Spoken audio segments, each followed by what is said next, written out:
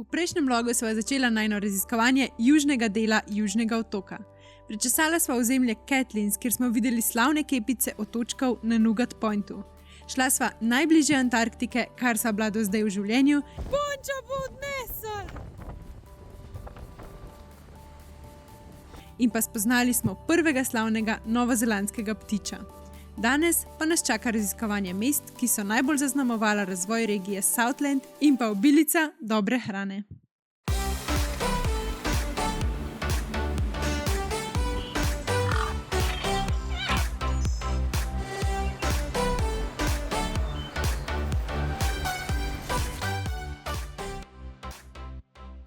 Na poti do mesta Invercargill sva se morala ustaviti na neki malenkost čudaški atrakciji, če temu sploh lahko rečemo. Tukaj v Ovaki sva odkrila Teapot Land. In sicer en domačin se je odločil, da ne bo imel rož na svojem vrtu. In če ne bo imel rož, pač nekaj drugega moraš imeti. In zakaj ne bi imel čajnike? Pač poglejte to. Tega je tako legit ogromen. Vseh vrst, vseh oblik. Pa z celega sveta. Pa z celega sveta. Ja. Tam ima še razstavico, čakaj. Evo, bi imela Big Bena za Teapot ali pa Tower Bridge. Valjda.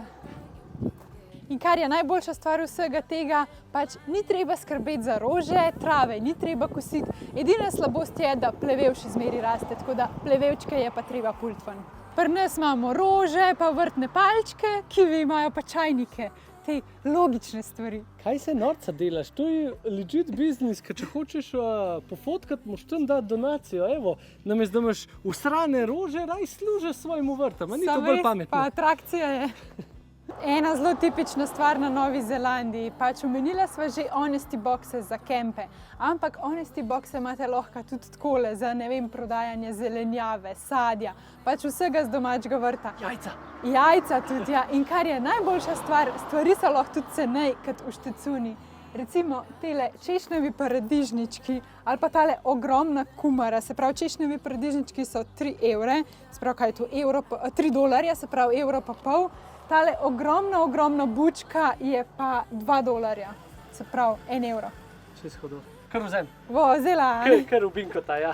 V Binkota. Kakšna džungla klele do slapa. Imate pa tukaj na jugu Južnega otoka polhanenih slapov, tako da lahko zberate, kjer ga si greste pogledati. Midva greva zdaj do Mcleana. Tle bi mogla povedati, da je džungla. Ja, noro. Kaj je s tem gozdom tle? Ja, delava pa pohod v sončnem dežnem vremenu, ker je dobesedno 5 minut je sonce, 5 minut je dež. Pa že zdaj me zebe, brez da ideš. Če so čisto zadekane.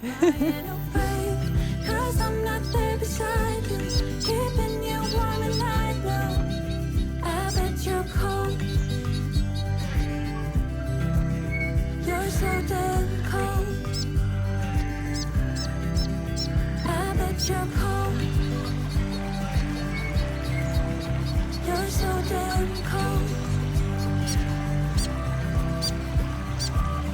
No rain, no flowers.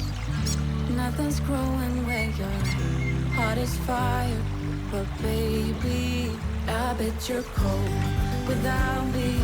Even when it's 90 degrees. Without me, I bet that you can get any sleep. In the bed, lying awake, 'cause I'm not there beside you, keeping you warm at night now. I bet you're cold. Evo ga, prišla sva do njega, slap Mclean, pač ogromen je. Naj je pa zelo presenetilo, da je ful rumena voda, tako da, kdo bi vedel, mogoče je tudi tukaj not zlato. Ne, malo se hecam. Drugače pa pohod do sem traja 20 minut v eno smer, se pravi vse skupaj 40 minut. A se kaj počutiš, kot da si v Jurskem parku, a? Ja, čist drug svet je klele.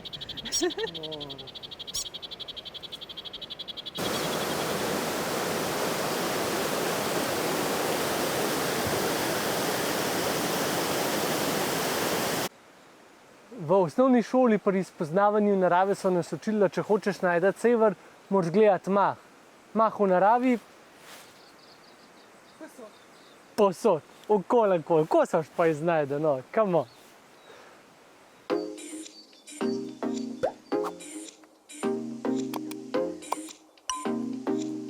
Tole muhasto vreme tlele na Novi Zelandiji, predvsem na tem jugu, ki tamle iz Arktike gor pihajo in se mešajo vetrovi, se spet udeležil, imava že rem pončo te gor. Skratka, sva pa prispela v novo mesto, Invercargill, si to prav rekel? Invercargill. Tako so težka ta mesta. To mesto je najjužnejše mesto na Novi Zelandiji in hkrati je tudi najbolj zahodno mesto Nove Zelandije, verjeli ali pa ne. Zdaj, samo en opomnik tle, mesto tukaj se šteje kot city, ne kot town. Town je za njih malo večja vas, tako da največji city. Mesto, poudarek na mestu. Hkrati je pa to tudi eno najjužnejših mest na celem svetu. Je pa to tudi prestolnica Southlanda in v bistvu pač ni nič čudenega, da je posledično to tudi zelo veliko trgovsko mesto. In midva bova to s pridom izkoristila in glede na to, da pač res okoli ni nobenih mest, pa pač imaš res samo te mičkene štecune, bova šla v nabavo. A boš imel dolgo pižamo za spat? Da te navzebal. Zjutraj mi kar ni za vstati. Navzel pa laži, pižamca. Kot da sem imam telefon iz 90-ih. Kakšne buče, to pa je pridelk. Poleg fasinga je bil glavni namen kupiti toplejša oblačila in predvsem bolj odporne čevlje na dež.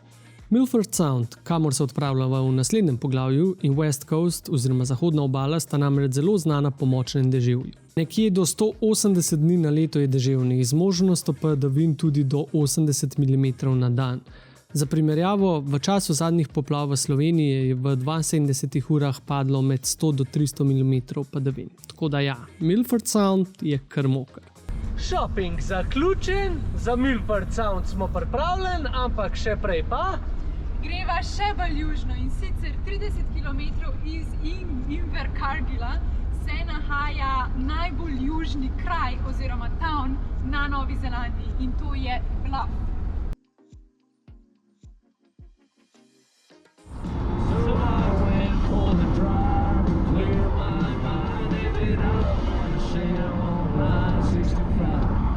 Bluff ne samo, da je eno najbolj vetrovnih krajev, kakor lahko vidite, ampak je tudi eno izmed prvih evropskih naselbin. Se pravi, da so bili tukaj ta prvi priseljenci na Novo Zelandijo iz Evrope, ki so iskali v bistvu prve trgovske poti, ki bi jih lahko vzpostavili. Tako da to se pozna še danes, ker je Bluff tudi pristaniško mesto z zelo velikim pristaniščem. Bluff pa je najbolj poznan po festivalu Ostrig in kar lahko tukaj na tleh vidite, polhanih je. Sam festival se odvija maja, ampak žal sva midva tukaj februarja. No, to ne pomeni, da če je nava kakšne ostrigice tam tako na cesti najdla, da je nava pojedla, a ne? A se jih kar na cesti najde, a se jih ne najde v morju? No, ne vem, pa če jih prodajajo na robu mesta, mislim ceste, kakorkoli. Pa ima v Binko takaj mraz. Binko! Glede na to, da imam ne eno, ne dve, ampak 3 kapuce, bi se človek vprašal, pa zakaj bi kdo sploh sem letal kadarkoli. Maori, ki so v bistvu sem prišli kot polinezijski raziskovalci 1000 let nazaj, so se zelo hitro v bistvu naselili na jugu, ker je bila zelo bogata z naravnimi danostmi. Od pač nekih teh morskih levov in tjulnov, ki so jih uporabljali za hrano in za nepremočljive njihove punčote, za obleke, do v bistvu, kakor so že povedala, zelo bogatega morskega življenja, se pravi školjke, rakci in take stvari. Tako da hrane ogromno. Poleg tega tukaj raste tudi ena posebna rastlina, iz katere se da delati obleke. Tako da tale Southland je v bistvu zelo, zelo bogat z dobrinami in to vzameš v zakup s tem obrazom. Je pa Bluff znan še po eni stvari in sicer iz Bluffa organizirajo ekskurzije in pa izlete na Stewart Island, ki ga lahko vidite za mano. Je pa v bistvu Stewart Island, kljub temu, da je zelo majhen, velja za 3. največji otok Nove Zelandije. Sprva so tudi sama načrtovala obisk Stewart Islanda, a se za na koncu niso odločila. Cenovno se nama je zdelo kar drago za dnevni obisk. Če bi ostala na otoku preko noči, pa je bil potem problem Binkota in kje ga pustiti, da mraza sploh ne omenjava. Ampak se veste, pri nama noben kamen ne ostane neodkrit. Naj vam delno približava Stewart Island in zakaj si ga je vredno ogledati. Stewart Island je en izmed najboljših krajev na Novi Zelandiji, kjer lahko v divjini vidite sramežljivega kivija in to v naravnem habitatu. Stewart Island je namreč dom kar 20,000 kivijem in pri takem številu se ti motlo pripeti, da kakšnega vidiš tudi podnev, čeprav so pač nočno aktivni. Seveda imate na voljo tudi vodene nočne ekskurzije. Ulva Island je celo v celoti rezervat za novozelandske redke ptice. Tako boste tam lahko našli od kake, rumenookega pingvina in yellowheada do kakarikija in veličastnega albatrosa. Druga stvar, zunanje aktivnosti. Od pohodništva po znameniti poti Raki Ura, usupljivi 32 km dolgi krožni poti, ki spada med tako imenovane Great Walks of New Zealand, do kajakaštva ob čudoviti obali, tu res ne manjka pustolovščin. Za tiste, ki ste malo bolj instagramovsko usmerjeni, pa so tukaj še neokrnjene plaže. Mason Bay, samo ena izmed njih, imate jih pa res nešteto. Ima skoraj občutek, da si prišel na neko Samoa ali pa Fidži. Najino četrto priporočilo je bogata zgodovina. Oban Village je edino mesto na otoku, ponuja vpogled v lokalno zgodovino in kulturo, vključeno z zgodnjimi maorskimi naselbinami in evropsko kitovsko dediščino. Baje imajo tudi full scenski kino, ja vem, full smešen, da imajo kino v tako majhni vasici, ampak ja, to grejo vsi pogledati, ker se noter predvaja samo en film, pa še ta je tudi malo bolj tako zgodovinsko naravnan. In kot zadnja seveda papica. Ribolov in morska hrana sta tukaj res pomemben del kulture. Vode okrog Stewart Islanda pa so raj za ribiče. Prenajeste se lahko svežih lokalnih morskih sadežev, še posebej slavnih buff ostrig. Če načrtujete potovanje na Stewart Island, tukaj še nekaj pomembnih informacij. Trajekt iz Bluffa do Stewart Islanda približno traja 1 uro. Povratna vozovnica za trajekt stane nekje 80 € za odrasle in 50 € za otroke. Nastavenitvene možnosti pa so kar omejene, za najcenejšimi opcijami od 40 € dalje, vendar so te le prava redkost. Če pa smo že ravno pri otokih Nove Zelandije, pa naj tukaj na hitro omeniva še tako imenovane subantarktične otoke. Gre za skupino otokov med Novo Zelandijo in Antarktiko, ki so ključnega pomena za okoljevarstvo in ohranjanje živalskih vrst. Kar nekaj živalskih vrst, ki so bile že proglašene za izumrte, so kasneje našli na teh otokih in jih uspešno razmnožili v posebnih programih.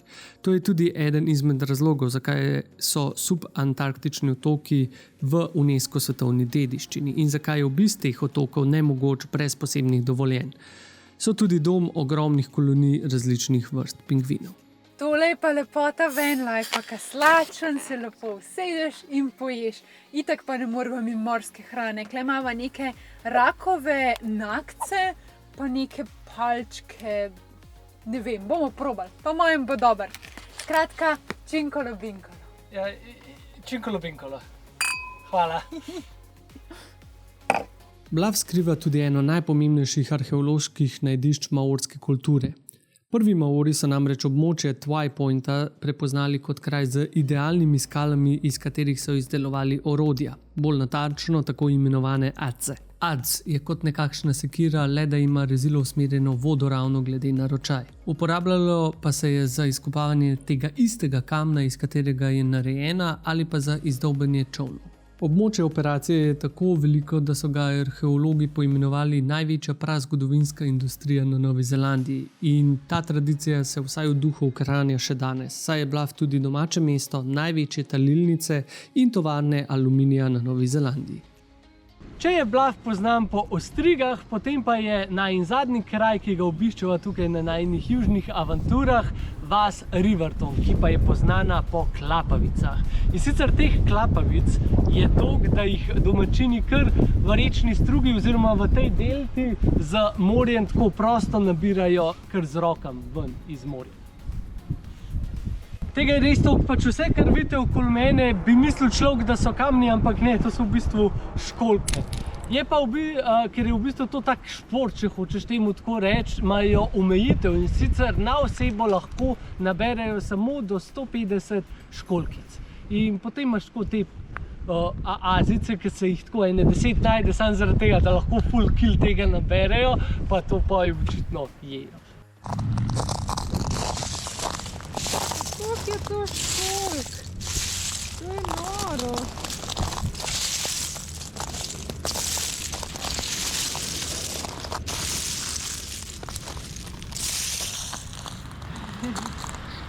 Vsi tisti, ki naj jo spremljate na najnem Instagram profilu, veste, da smo imeli tam malo debate o lokalni novozelandski hrani in pa da ste se malo pritoževali nad tem, da pač kivi nimajo neke prav svoje pač posebne lokalne hrane. Ampak tukaj je pa malo drugače in sicer zapeljala sva se do vasice Riverton, ki pa ima malo svoje lokalne hrane, seveda morske, ker je pa celotna vas zelo ribiško usmerjena in zdaj bova to tudi sprobala. Ker so pa že ravno delala v centralnem Otagu na češnjah, so pa iz tam naročila tudi vinček, tako da bova prav iz te regije Riesling probala. Ja, čikalo, vikalo.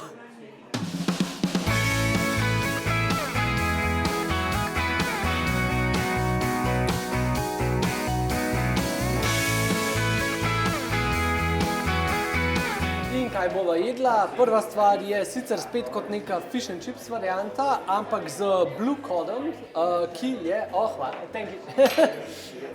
ki je endemična riba ravno tukaj na Novi Zelandiji, sploh na Southlandu.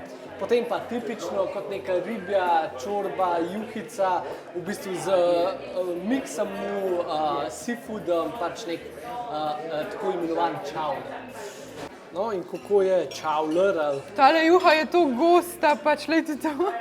Nora, ima pa pač noter tele morske sadeže. Ful je dobra, taka res ful sirna. Nora, dober.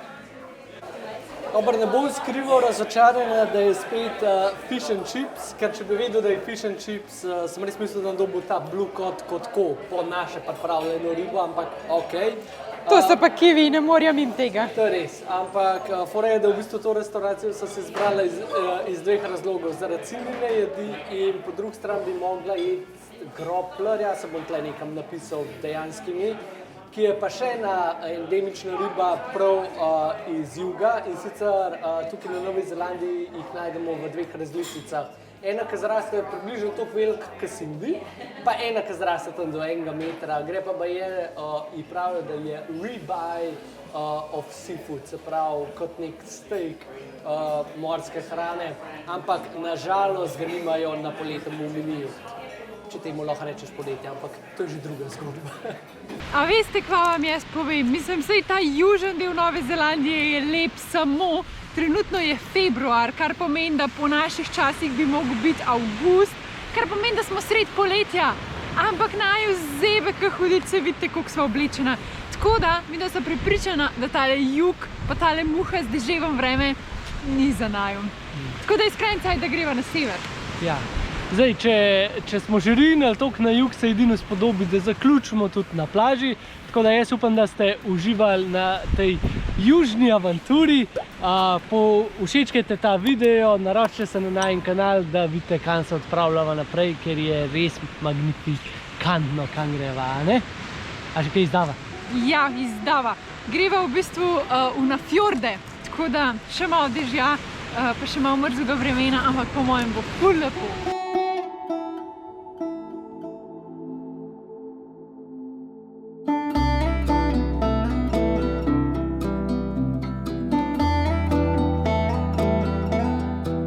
Še lepši kot tle. Še lepši kot tle. V redu. Lepo bote, pa se vidimo v naslednjem vlogu. In kakor bi Maori rekli, kakite ano. Kakite ano.